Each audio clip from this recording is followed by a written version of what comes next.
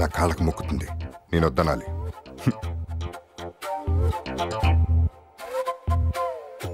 Light గా dominate చేసి చూడు, రిజల్ట్ తెలుస్తుంది.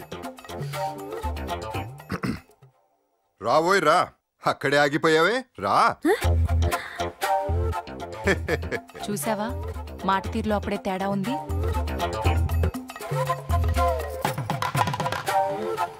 రామ్మో.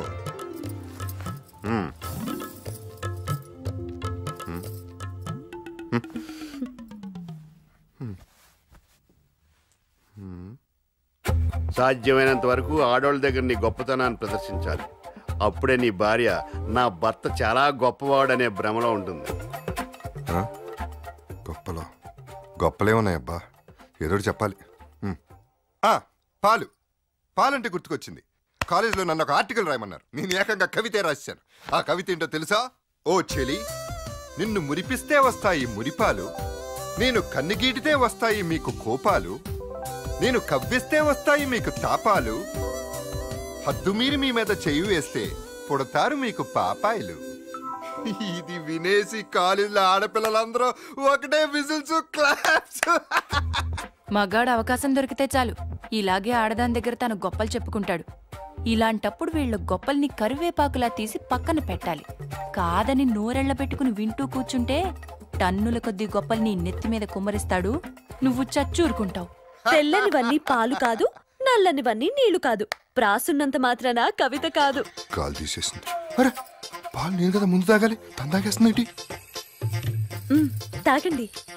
ఇప్పుడు నువ్వు ఆ ఎంగిలి పాలు తాగేవనుకో, నీది ఎంగిలి బతుకైపోద్ది. ఒకరు ఎంగిలి నేను చస్తే తాగను. అలిగాడని బతిమాలద్దు, లోకువైపోతావు. నీదే పై చేయి కావాలంటే చురకంటించు చాలు. మీరు చెప్పింది నిజమే, ఎంగిలి ముట్టకూడదు, అది ఆరోగ్యానికి మంచిది కాదు. మొత్తం తాగేస్తాను సిగ్గు లేకుండా. కాడు చేసి పెట్టేసింది. ఆరోగ్యం ఆరోగ్యం అంటే గుర్తుకొచ్చింది. నాకు చిన్నప్పటి నుంచి ఏ జబ్బు లేదు. I'm a very strong man. జ్వరం, కడుపు నొప్పి, కాలు నొప్పి, కీళ్ళ నొప్పి, కంటి నొప్పి, పంటి నొప్పి, ఏ నొప్పి లేదు. నిజమా? నిజం. అసలు నాకు జలుబు అంటే ఏంటో కూడా తెలీదు. ఇంతవరకు నాకు అసలు తుమ్మే రాలేదు.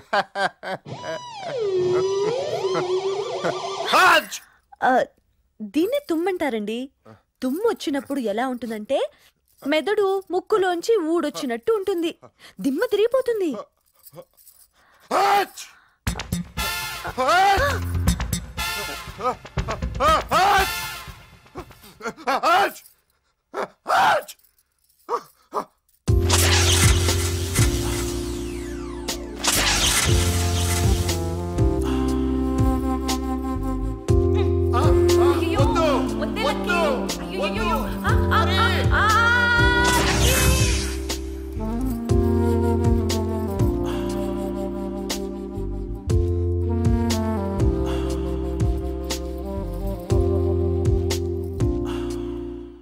నేను ఎంగిల్ చేసిన పాలు తాగలేదు మీరు, మరి నా ఎంగిల్ పెదాల్ని ముద్దాడతారా?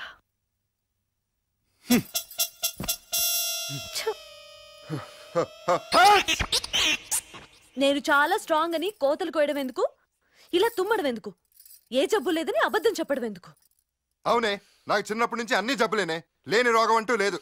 పారాలిసిస్, టీబీ, పైల్స్ అన్నీ ఉన్నాయి. బహుశా ఏజ్ కూడా ఉండొచ్చు, చెక్ చేయించుకోవాలి. చాలా గుడ్ నైట్. మీరు అటు తిరిగి పడుకుంటేనే నాకు గుడ్ నైట్. Good night.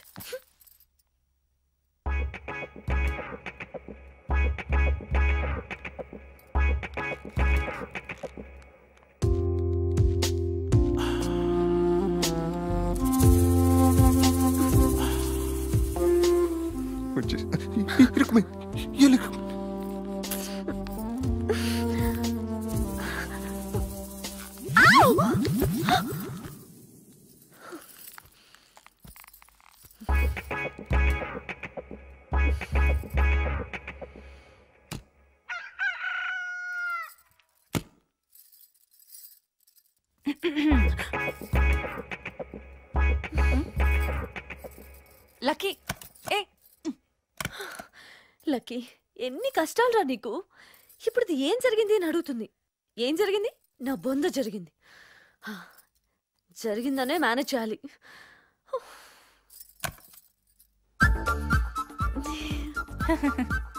ఒళ్ళంతా ఒకటే నొప్పులు చాను. నైట్ షో అంత బాగా జరిగిందా? Good morning. వీడొచ్చాడు. Good morning. బాగా జరిగిందా? బాగా జరిగింది. ఫ్రెండ్లీగా ఉన్నారా? బాగా ఫ్రెండ్లీగా ఉన్నాం. సో ఫస్ట్ నైట్ బాగా ఎంజాయ్ చేసావు అనమాట.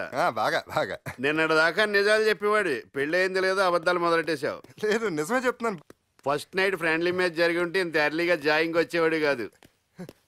ఏంట్రా నువ్వు అనేది? First night effect full bottle తాగినంత కిక్కేస్తుంది, అంత తొందరగా నిద్ర లేవనేవద్దు. బావా ఏ దారుణంగా ఓడిపోయాను బావా. నువ్వు చెప్పింది నిజమే. లక్ష్మికి ఒళ్ళు పొగరు. నువ్వు చెప్పింది కరెక్టే జాను. ఆ గదిలో కడుగు పెట్టింది మొదలు కోతలు కోస్తూనే ఉన్నాడు. మనిషి బాగుంది కదా అని మనసు కూడా బాగుంటుంది అనుకున్నాను. నా ఓల తగ్గట్టు 1% కూడా లేదు బావా. సరదాకి గొడవకి తేడా తెలియని మనిషి. నేను తాగిన ఎంగిలి పాలు కూడా తాగలేదు తెలుసా? అంటే యుద్ధం మొదలైందన్నమాట. ఈ యుద్ధంలో నువ్వే గెలవాలి. ఫస్ట్ నైట్ జరిగినంత మాత్రాన కొంపలు మునిగిందేమీ లేదు. వన్స్ నువ్వు గెలిచాక ప్రతిరోజు ఫస్ట్ నైటే. నువ్వు మగాడివి. నేను రెడీ. జీవితాంతం మానసిలా బాధపడే కంటే మొగుడిని కంట్రోల్లో పెట్టుకునేంత వరకు పోరాడు. Best of luck.